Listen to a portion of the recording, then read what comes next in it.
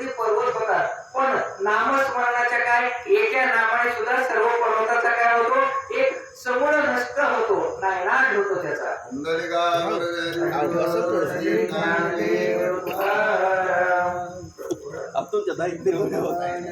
जय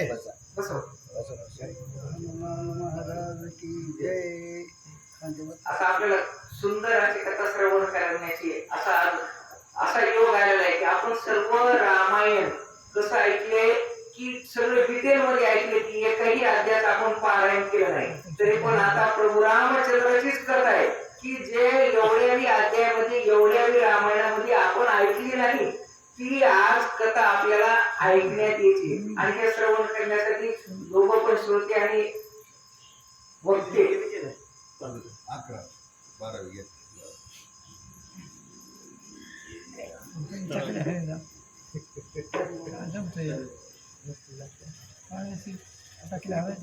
पुंडलिक वरदेव श्री गणेश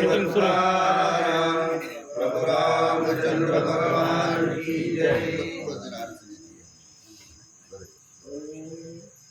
म्हणून संग श्रवणाचा धरू आता कीर्तनाचा मार्ग ठरे तो उताराचा जडमुड जीवांच्या. म्हणलं की जड मानलं जातं त्याला. जड बुद्धी तुका म्हणे असे तुका म्हणे जड बुद्धीची तुका म्हणे अशी बुद्धी ज्याची जड त्या होऊन दगड बरी देवा. ज्या मनुष्याची बुद्धी एवढी जड आहे, पण जर उद्धार करून घ्यायचा असला तर काय संगत संतनी की करले जन्म का सार्थक आप करले किंवा घेता नाम विठोबाचे गळती पर्वत पापाचे. पापाचा जर नाश करायचा असेल ना तर भगवान परमेश्वराचं चिंतन नित्य नेमाने केलं पाहिजे.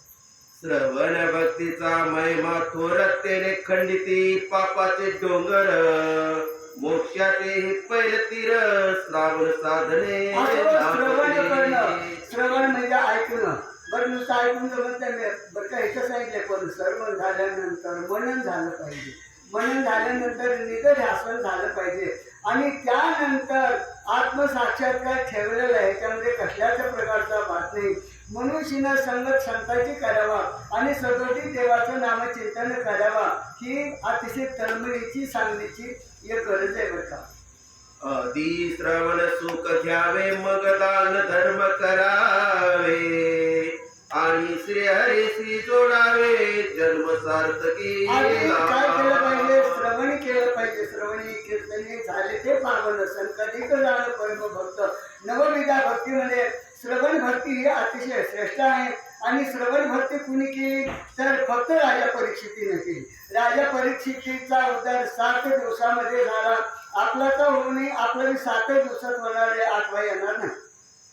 नये इतर जन्मात आचाराता ते धर्म रीत आणि नसता देहित या नर नरदेवामध्ये नरा करून घे सार्थक या जन्माचे.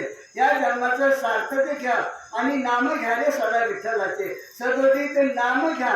खरंच मनुष्य देह ऐसा निज साधेल तो साधे सिद्ध करुणी प्रबोध संतपै उतरेल. ह्या नरदेह कसा आहे दुसऱ्यालाही काढतो, आपल्यालाही करून नेतो आणि पाप केलं तर दुसऱ्याला बी खड्यात जातो, आपणही खड्यात जातो. म्हणून सर्वांनी कीर्तन निधध्यासन धर्म इत्यादी करावं. जसं ज्याला काही करता येईल तसं करीत राहावं. नर जन्मी करुणी तातडे जो भक्तीने भगवंत जोडी त्याची तुटे जन्म मरण बेडे नरची होय. काय करायला पाहिजे? मनुष्याने करावी तातडी परमार्थाची. परमार्थ गडबडीनं करावं. चलानं पोटी लावून आमच्यासारख्याचं पोटी ऐकून असतं म्हाताऱ्यानं जावं लागतं. म्हाताऱ्याला म्हणलं ना चलानं पोटीला ते म्हणतात असतं मला अशी गोष्ट होते. मनुष्यानं तातडीनं परमार्थ करावा. ज्या पायावर उभ्या आहेत त्याच पायावर देवाचं चिंतन केलं पाहिजे आणि चालत राहिलं पाहिजे. त्याला परमार्थाची गोडी आणि तातडी म्हणजे गडबड म्हणतात. लाव करा गाठ घाला मुळबंदी सांडा वाहू घ्या उपाधी तन मन धन लक्ष लावून द्या आधी जरी करणे असेल गोड का गोड सिद्धी का. असं जर तुम्हाला गोड करून घ्यायचं असेल वैद्य तर तुम्ही तातडीनं परमार्थ करा, दान धर्म करा इत्यादी सर्व काही करा. श्रवणी ठेवणी आदर महात्म्य एकी सुंदर रमेशी सांगे रमावर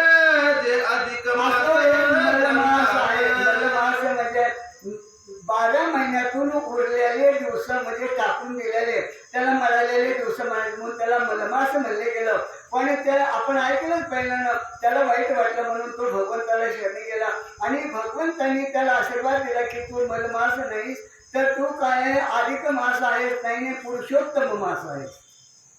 श्रीरामचंद्र सूर्यवंशी तोही करे द्वादशी व्रतासी ये विषयी कथा खासी श्रोते आता आता बरं ऐकावी. द्वादशी व्रत कुणी कुणी केलं कसं कसं केलं ते रात्री आपण ऐकलंच आहे. पण अनेक सूर्यवंशामध्ये जे काही झाले ना कोण राजे झाले ते सूर्यवंशातले प्रभू रामचंद्र हे आपल्याला तर माहिती आहे कुणाला असो की नसो. आणि त्या रामचंद्राने सुद्धा द्वादशीचं व्रत हे नित्यनेमाने केलं. तुम्ही म्हणता ते अवतारी पुरुष आहेत तर त्यांना काय गरज आहे. अरे काय सांगावं, थोर पुरुष आहेत ना त्यानं चांगलं वागलं तर बाकीचे चांगलं वागतील. मनुष्यने रामाने सुद्धा हे द्वादशी व्रत केलं आपण करावं म्हणून. महाविष्णूचा जो अवतार तो राम दशरथाचा कुमार तेने मारिला लंकेश्वर दिदली आता आपण लंका इथे कथा काय 1-2 दिवस ऐकले नाही, 10 महिने ऐकलेले आहेत. प्रभू रामचंद्र जे आहेत ना ते प्रत्यक्षात ते विष्णू आहेत. त्यांना अवतार कुठे घेतला, दशरथाच्या पोटी घेतला. कशा करता घेतला, धर्माचं स्थापना करण्याकरता. आणि अज्ञानी जे भाळे भोळे भक्त लती साबडे आणि तेच प्रेमा आवडे पांडुरंगा भाळे भोळे लोकांचा उद्धार व्हावा म्हणून प्रभू रामचंद्राने अवतार घेऊन शिना द्वादशी व्रत केलं.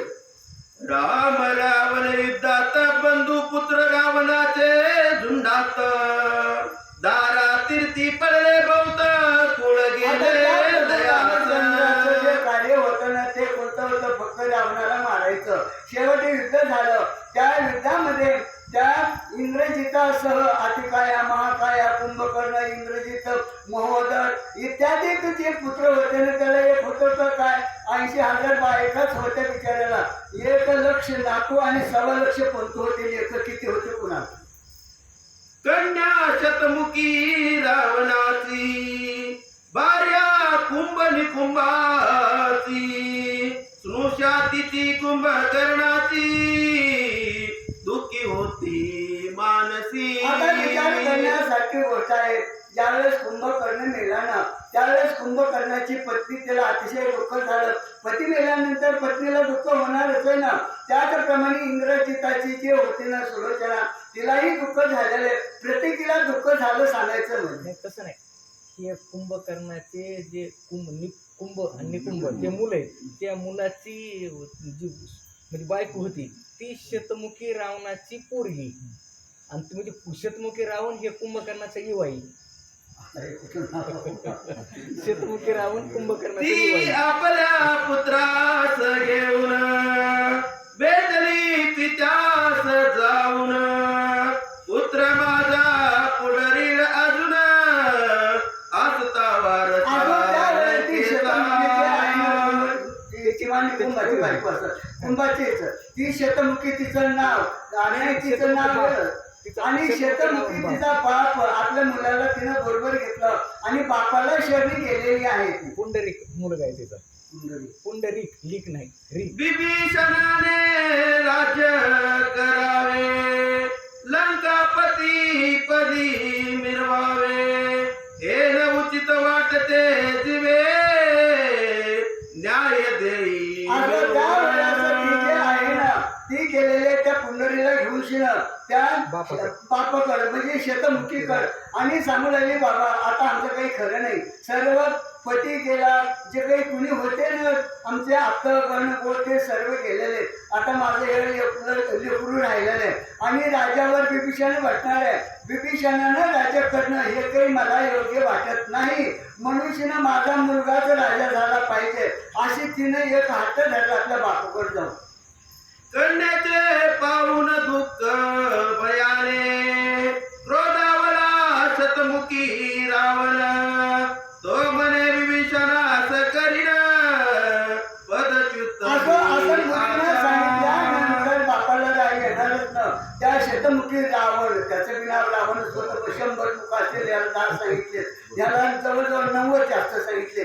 तो म्हणून राहिला असं आहे का जर तसं केलं ना तर मी त्या ह्याला विभीषणाला राज्य करून देणार नाही. त्या विभीषणाला निश्चित मारीन तुझ्याच मुलाला लगेच राज्य करेल.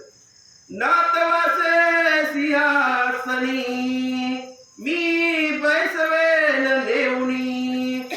अशी शपथ घेऊनी मेळवी अजून माझा जो नातू आहे ना हा त्यालाच मी काय करील त्या विभीषणाला मारील आणि विभीषणाला मारल्यानंतर हा जो माझा नातू आहे ना त्याला लंकेचा राज्याभिषेक करील हीच माझी प्रतिज्ञा आहे असा तो शतमुखी रावण बोलू लागलेला आहे.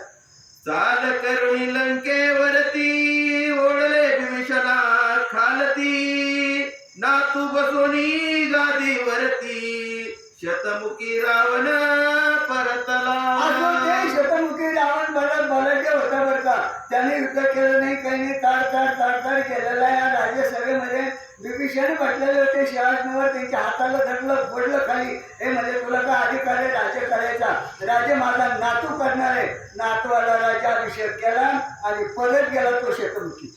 अचानक झाला संग्रामात विभीषण झाला पराजित राजपदरी गेले क्षणात बहुत दुःखी. अजून बरं युद्ध बी झालं. युद्धामध्ये विभीषण पराधीन झाला. एक तर अपयश माथ्यावर आलं. दुसरी गोष्ट राज्यही केलं आणि तिसरी गोष्ट म्हणजे आता आपला काय होईल नातू होईल ना त्याचा. तो नातू आता त्याचा बी नातूच की तो राज्यावर बसलेला आहे आणि मला त्याच्या हाताखाली राबवलं हे दुःख झालं.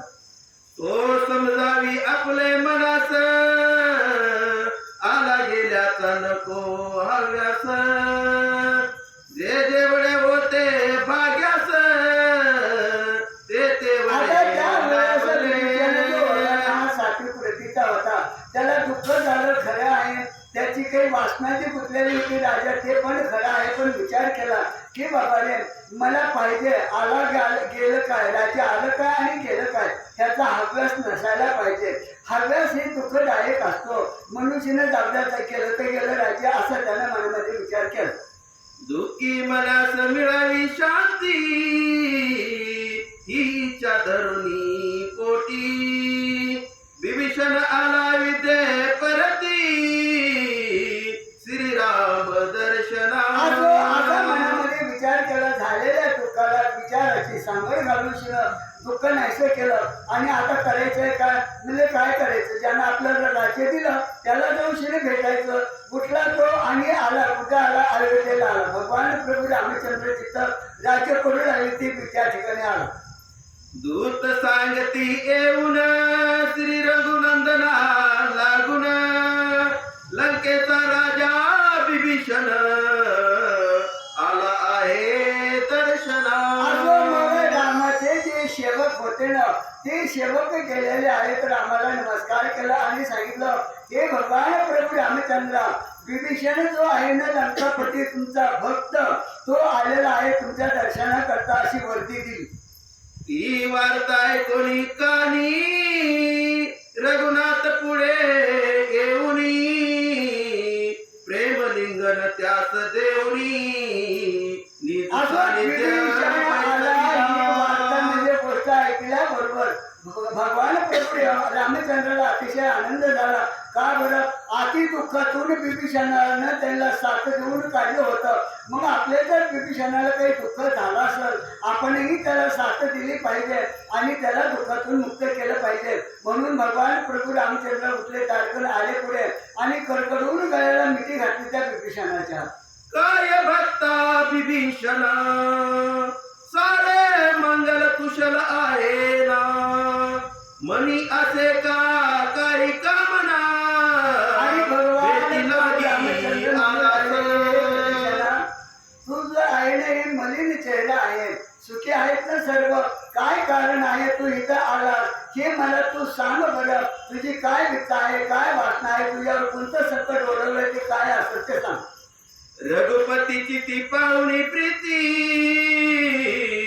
अश्रू आले नेत्रा प्रती विभीषण सद्गतीत झाला कंठी शब्दमुखी येईना.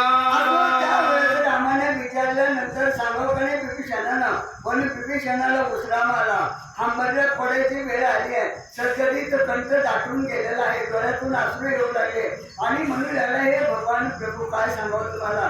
सांगायसारखं दुःखच नाही माझं झालं तरी काय सांगतो नाही. मग तो सावरुनी स्वतःस म्हणे रामा तू आम्हास लंका राज्य दिले तयास महाविघ्न आले. हे भगवान प्रभू रामचंद्र, तुम्ही माझ्यावर कृपा केली, मला लंकेचं राज्य सिंहासन दिलं, पण त्या राज्य सिंहासनावर एवढं मोठं दुःख कोसळलं. आणि झालं काय म्हणले, ते शेतमुखी रावण आला आणि ते म्हणजे कुंभकर्णाचा युवाई, आणि त्याने येऊन काय केलेलं आहे, त्याच्या नातवाला लंकेचं राज्य दिलं आणि मला हाकललं ना. मला भाई काय करावं. रामा शतमुखी रावण पाही जो आमचा असे व्याही तेने येऊन लंकेच दारी दिशे वेडा रामचंद्र ज्या वेळेस त्याच्या मुलीनं त्याला हे सांगितली कथा, त्यावेळेस तो शतमुखी रावण जो होता ना, तो सर्व सैनिक घेऊन आला, लंकेला चौकून वेढा घातला आणि सहज आम्हाला जिंकलं आणि हाकलून दिलं. अवचित एवढी केला घात रणी केले पराभूत वरी करुणी पदच्युत काढिले लंके आणि काय बाहेर. अचानक आल्यामुळं आमची तयारी बी नव्हती युद्ध करण्याची. आला आणि लंकेवर हल्ला केला, त्याच्यामुळं आमचं सैन्य सर्व हारलं. त्यानं काय केलं, पुन्हा आमचं जे राज्य होतं ना ते हिसकावून घेतलं. म्हणजे मला सिंहासनावरून खाली ओढलं, मला हाकललं आणि स्वतःचा नातू जो आहे ना तो लंकापती केला. लंकेचा राज्यकारभार तवाज्ञे केला स्वीकार ती तव सेवा अंतरणार याचे दुःख दिलं होतं ना लंकेचं राज्य, ते मी इमानदारीनं उत्तम प्रकारे धर्मनीतीनं चालित असताना सुद्धा माझ्यावर एवढं मोठं संकट आलंय. ह्याचं जर मला दुःख आहे, तुम्ही दिलेलं राज्य आणि ते त्यानं हिसकावून घ्यावं आणि मला दुःख व्हावं नवलच आहे. विभीषणाचे ऐकुनी भाषण क्रोधित झाले रघुनंदन म्हणती माझ्या भक्ता लागून कोणी खेळतो विभीषणाच्या मुखातून शब्द ऐकला बरोबर रामचंद्राला सुद्धा अतिशय राग आला. देवाला बी राग येत असतो बरं का. मग राग आल्यानंतर मला माझ्या विभीषणाचा एवढा अपमान केला, माझ्या विभीषणाचा छळ केला, आता मी त्या शतमुखी रावणाकडे पाहतोच असे प्रभू रामचंद्र म्हणू लागले मनातली मना. मी माझ्या भक्तासाठी अवतार घेतले पहा किती जो भक्तास कुणी पिढीती शासन त्यासी मी भक्तासाठी अवतार मी किती घेतले, आपलं उघड 10 सांगितले, पण भागवतामध्ये 24 सांगितलेले तर भगवंताचे अवतार. मी कशा करता अवतार घेतले, अरे भक्ताला पायाजवळ राखायचा, दुष्टाचा संहार करायचा, धर्म याचा योग्य चालवायचा, नीती ही राज्यामध्ये चालली पाहिजे, हे माझं कर्तव्य असून शिना माझ्याच विभीषणावर एवढा मोठा अन्याय झाला असं वाटू लागलं. ऐक माझे वचनासी आज आहे एकादशी मी मारून शतमुखासी राज्य तुला बसवी. आणि भगवान प्रभू रामचंद्र म्हणले विभीषणात तू दुःख काहीच करू नको, 100 मुखी असो की 10 मुखी असो, 10 मुखी मारला 100 मुखी मारतो आणि तुझं राज्य तुला परत देतो, तू कोणत्या प्रकारचं असं दुःख मानू नको. महिन्याची एकादशी इतुके वेगी कार्य करुण अविदेश येईन परतुन उद्या द्वादशी पारणे करीन तरीच नाम. हे विभीषणा मी काय करणार आहे, आज एकादशी आहे, आज एकादशीला जाऊन शिना त्याला मारणार, पुन्हा द्वादशीला परत येणार आणि ते धोंड्याच्या महिन्यातली बरं, बाकीच्या द्वादशीला नाही, धोंड्याच्या महिन्यातली का ह्याच्यामध्ये धोंडे असते मनुष्यनं म्हणले त्याला मारीन आणि तुझं राज्य तुला देईल. श्रीरामाचे प्रतिज्ञा वचन ऐकून बोले विभीषण हे कैसे येईल घडून शंका मनी वाटते. भगवान प्रभू रामचंद्र तुम्ही मला जे खरं आहे, पण आज एकादशी आज जाणार तुम्ही, त्याच्याबरोबर युद्ध करणार, त्याला मारणार बी, परतही येणार आणि उद्या द्वादशीचा कार्यक्रम मी मोठ्या आनंदाने करणार, म्हणजे नवलकणे असं घडेल का, असा एक संशय मनामध्ये निर्माण झाला विभीषणाचा. रामा नदी समुद्रात बेट शतमुखी रावण राहे ते स्थान दूर येथून आहे समस्त 5 कोटी योजने. असं 4 कोसाला 1 योजन म्हणायचं. 5 कोटी योजन ते इथून शिना जे काही बेट आहे ना त्याचं समुद्रामध्ये शतकोटी रावणाचं ते आहे. आधी तिथं जायलाच किती दिवस लागते त्याचा विचार करणं आणि युद्ध करायचं आणि परत तसे काय स्वप्नातले का काय दया असुरा ते निवटून तू कैसा येशील परतून हे कार्य कैसे येई घडून द्वादशी कैसी चालेल. पहिली गोष्ट तर जाणत होते का नाही की आणि दुसरी गोष्ट पुन्हा तिथं समुद्रावर सेतू बांधायला तिथं बांधायची वेळ आली तर त्याच्यामध्ये वेळ जाईल आणि एका दिवसामध्ये म्हणजे उद्याच मला कसं राज्य मिळेल हे सांगणं असा मला संशय येतोय असा विषय म्हणतोय. अंतर 5 कोटी 100 योजन. माझे पूर्विता मनरत तुझे व्हावे खंडित व्रत येईन वाटे मला उचित रघुनायका श्रीराम. तुमचं जे द्वादशी व्रत आहे ना ते चालू द्या ना. तुमच्याही द्वादशी व्रताला नसलेलं विघ्न आणू नका का उद्या द्वादशी आहे आणि परत यायचं आणि पुन्हा द्वादशी व्रत करायचं हे काही मला योग्य वाटत नाही असा विभीषण रामाला बोलतोय. ऐसे ऐकता ते वचन शंकित झाले रघुनंदन कैसे प्रतिज्ञा पूर्ण वचन होईल रघुवंशाची. अजून त्या वेळेस रामाला वाटतं खरे आपण बोलून गेलो पण काय सांगावा इतकं मोठं लांब आहे आणि आज जायचं त्याला मारायचं त्याच्याबरोबर युद्ध करायचं म्हणजे काय रबराची भावली नाही मोडली की निघाले बरं जाणंही जवळ नाही. मग मी जे बोललो ना हे खरंच आता मात्र खरं नाही का रघुकुल रीत सदा चली आई ज्ञान जाय पर वचन न जाय. दिलाला शब्द हे कधीच खोटं होत नाही ही सूर्यवंशाची परंपरा आहे आणि मी बोलूनच गेलो फसलो ना म्हणले मी इथं देव मी फसवतो करता. संकटी पडला ते रघुवीर आठवीत झाले वायू कुमार जो शिव शंभूचा अवतार राम शिव आता विचार करण्यासारखी गोष्ट आहे. रामाला अतिशय म्हणजे पंचायत पडलेली ना मग करावं काय. आता देवाचा जो देव असतो ना तर देवाचा भक्त देवाचा देव असतो आणि देव भक्ताचा देव असतो असं आहे बरं का. मनुष्य ना एक एकाचे हृदय गुढी साखर येत आहे तसं आहे. सदा शिव आणि रघुनाथ वेगळेपण नाही दोघात शिव अंश तो वायू सुत स्मरता काही दोन नाही तर एक अंश आहे अंश आहे तर एक आता कोण राम विष्णूचा अवतार आहे तर मारुतीराय महादेवाचा अवतार आहे आणि तो बी 1-2 नाही बरं का 11वा रुद्र आहे. श्रीरामाचे पदवंदन करुण बोले वायुनंदन प्रभू का केली आठवण कार्य कोणते रामचंद्राला हनुमंत म्हणले हे भगवंता हे प्रभू रामा कोणतं तरी एवढं अवघड काम तुमच्यावर आलेलं आहे म्हणून तुम्ही मला बोललं. आता राम कुठं आले ते मध्ये राज्य करत होते आणि समोर हनुमंत उभे होते कुठून आले कुणा ठेव ते आले आणि म्हणून आले हे कसं आहे आता तुमचं जे संकट आहे ते मला सांगा.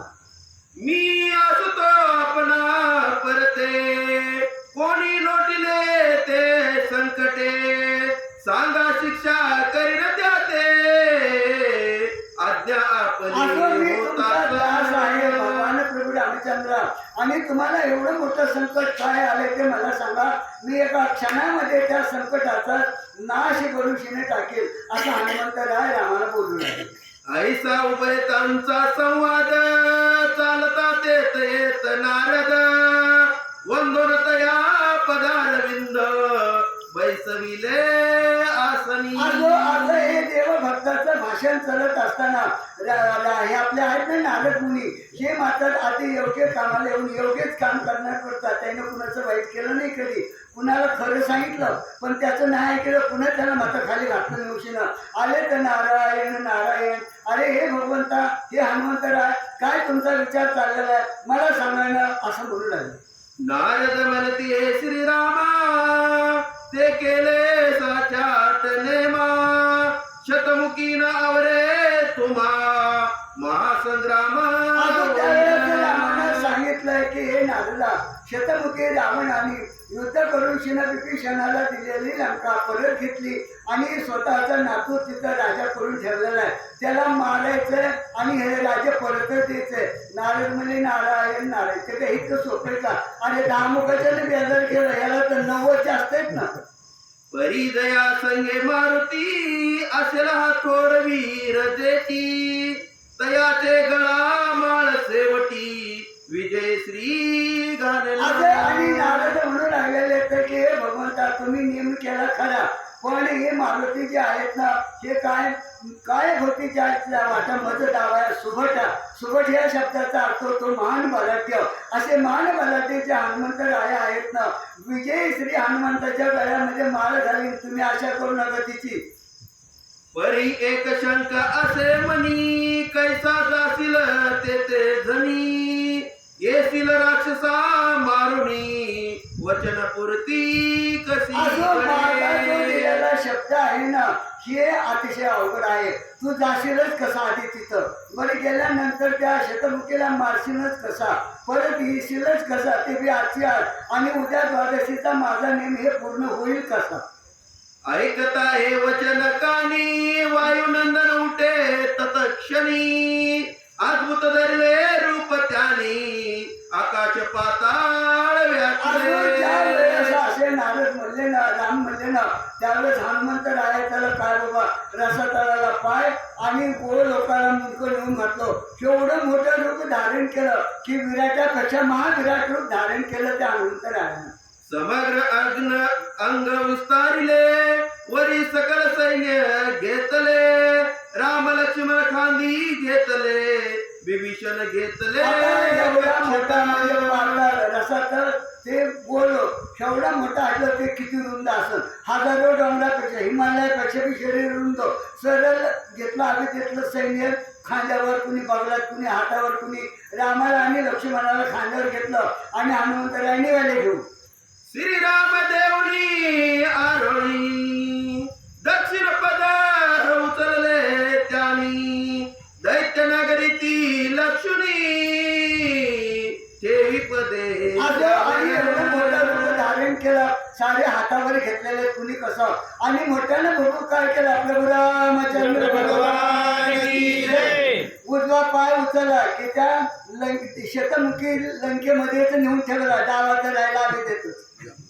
एक पाय अविद्येत, दुजा ठेवी दैत्य नगरात, 50 कोटी अंतर क्षणात उल्लंघिता असे 500 कोटी कोस ते अंतर होतं. पण विचार करणं, एक पाय आविद्येमध्ये, डावा पाय आविद्येत, उजवा पाय त्या राक्षसाच्या नगरीमध्ये, त्या शतमुखीच्या नाही शेतमुखीचंच नाही. राम शतमुखीची पाहुणी नगरी, वेडा घातला सत्वरी, रामसेना दे ललकारी, त्या ते आणि गेल्याबरोबर तिथं अंगावर मुंग्या उतरलं, सैन्य उतरलं खाली बुळू आणि चौकूनशीनं त्या शतमुखीच्या नगराला वेढा घातला आणि मोठ्याने आरोळी दिली की हे शतमुखी, युद्ध करण्याकरता आम्ही आलो, तू तयार हो आणि युद्ध करण्याकरता ये. शतमुखी रावण झाले श्रुत, विभीषणास श्री रघुनाथ, आले आपल्या नगरात करावया.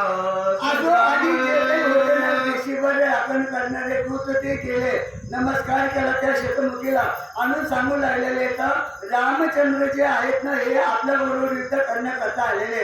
हे शतमुखीला कळालं, म्हणले विभीषणाचा काय वार आला असेल त्याला, म्हणून शिना विभीषण त्याला घेऊन आला असेल असं त्या शतमुखी म्हणू लागला.